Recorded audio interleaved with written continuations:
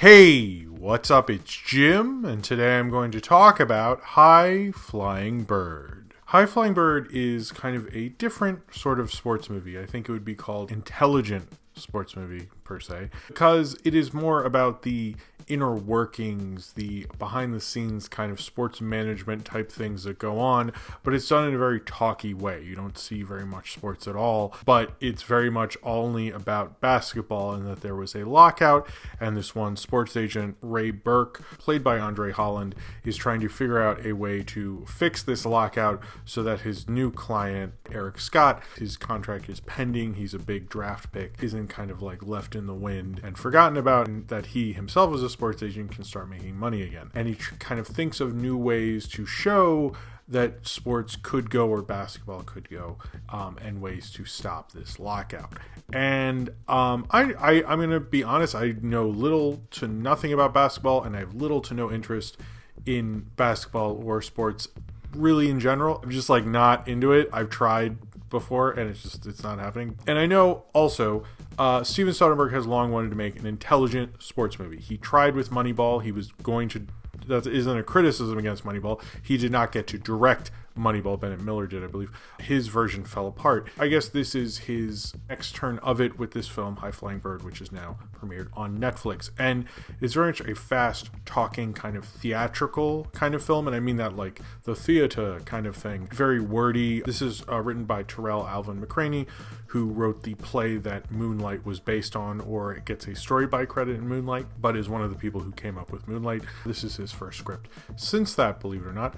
And it has a lot to do actually with black identity and with basketball and with the league. Despite it being directed by Steven Soderbergh, it actually gets into a lot of those issues fairly well and authentically, believe it or not. It might seem a weird thing to have just complained about something like Green Book and then watch something like High Flying Bird, but High Flying Bird is much more interested in the kind of nuances and ideas within that, and that is projected within that, and not kind of acting like it's going to solve racism. It is more bringing up that there is racism, and that is a problem, and the problems with those things. The other thing with this film, I think that is special, it is shot on an iPhone, as is this review. Hi, how's it going, phone? And you've seen me shoot on an iPhone before if you've seen my journal videos, and a lot of stuff I've done over the years, like more than I can count at this point, that's shot on an iPhone. And I don't have any, I know people are like Android, or I don't know much about phones at all, but I was interested to see someone like Steven Soderbergh, who shoots and edits and directs all his stuff, working with an iPhone. Like, what would someone like that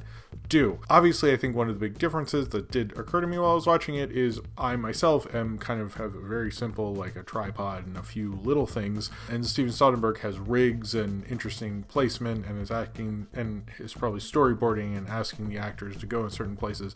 And so if you're watching this and be like, oh man, he's so much better than that, put into the context that you shooting your friends at home is not the same as what Soderbergh is doing here. That's obviously more in a documentary fashion. But in this, I think he uses the iPhone very well. I know he did some tricks to basically that they did in post to get footage that would suddenly like change focus in terms of the lighting all of a sudden and stuff.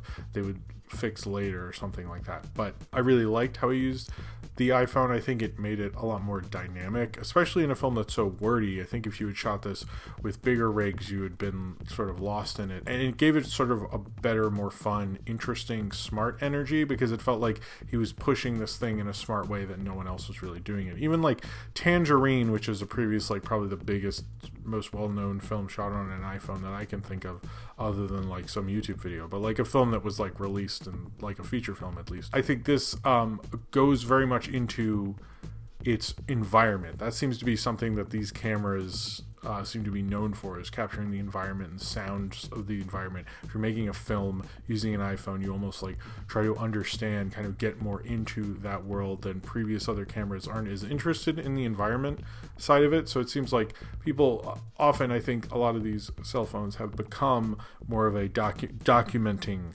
of what's going on, documenting like, how will I remember this? I'll just take a picture of it kind of a thing.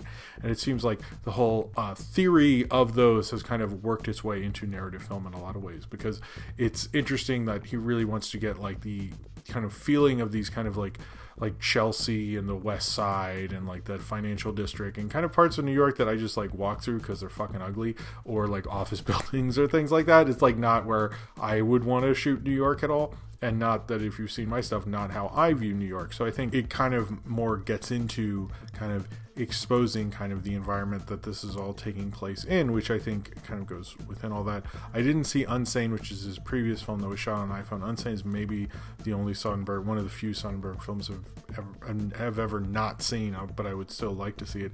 This, it seemed to work a little better. It reminded me of the film Sweet Smell of Success, which had a lot to do with negotiating in New York as well.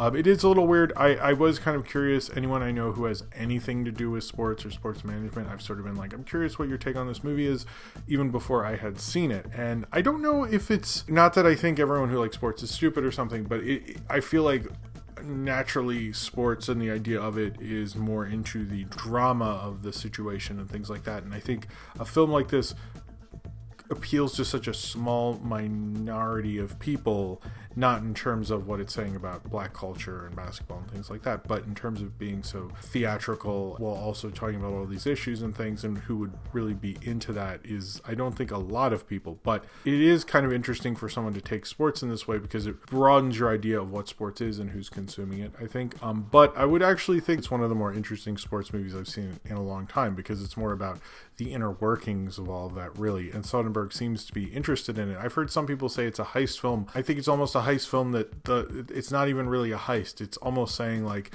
this is ending, but it hasn't ended. And a lot of this has to do with TV rights and the validity of that, and having these institutions and how much legs these old white dudes who have lots of money, how much power they really wield anymore because of things like Facebook and Twitch, and they don't say Twitch though, and Twitter and all these things where people have their own power of social media. Do we really need the TV networks anymore the way we used to? Do they yield as much power? And I think this is kind of coming to the impasse with sports in particular, which used to be like the kind of financial bedrock of all these networks. Like, you feel impenetrable. And I know, like, with the financial dealings of ESPN not looking as good as it used to, and other things like that, that it doesn't seem to be as solid, really. Now that we have better analytics, there's less people than they thought that were into sports. But the other situation is that people don't need to revolve on these things. If someone wanted to make their own basketball league or something, they would go off and do it. It's just the money that's in these bigger things. And I think they kind of know that time is limited when the shift really starts to happen. And it's sort of like interesting, because I think this is a heist film. This is film a lot about what Andre Holland's character is really doing, a lot about manipulation. Andre Holland is so good in this film. He does really like kind of a really well-seasoned theater actor kind of performance in this, and he's excellent. I know he worked with Soderbergh previously in The Knick, as well as Zazie Beetz, who's been in Atlanta and Deadpool 2,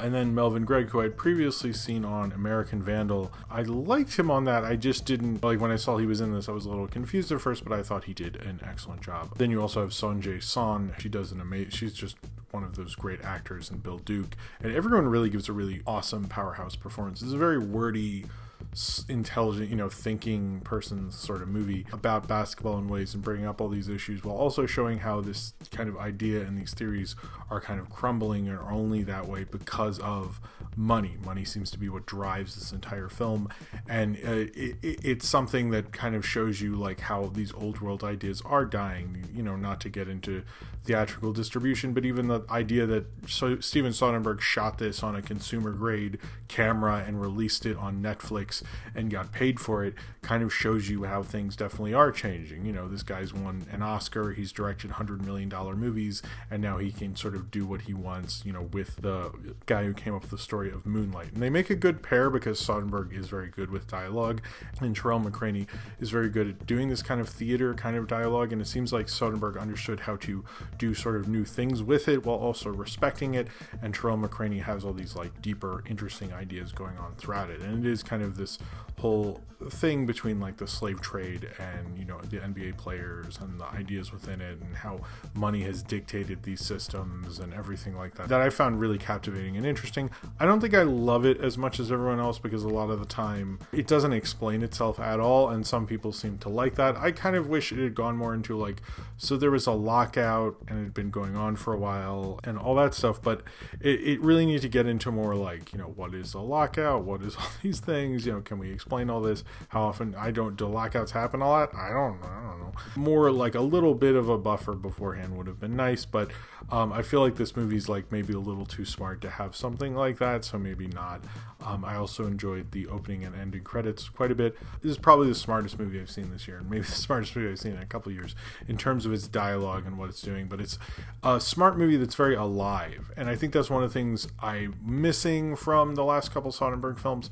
And I think sometimes where I'm sitting through them and I'm more going, well, you know, I love this auteur and I'll sit through his bullshit, and this seemed to be something where he was awoken a little more. You know, I didn't see Unsane, so I can't really talk about that, but this, compared to Logan Lucky in particular, felt like he was excited to be there. He was excited to do something with High Flying Bird, and he was excited to really say something about sports with it, and I think he did an excellent job at that. You know, I think it is a really very smart film, and probably one of the better films of 2019, at least so far, because it's able to say things about the information age and how they even mentioned being at the height, but it almost feels like it's not at the height, and it's going to do more to everyone involved in this organization, everyone involved in these jobs than they even realize, and almost like they know that they're kind of skirting on the last of days before it all tumbles down. I'm not saying it'll happen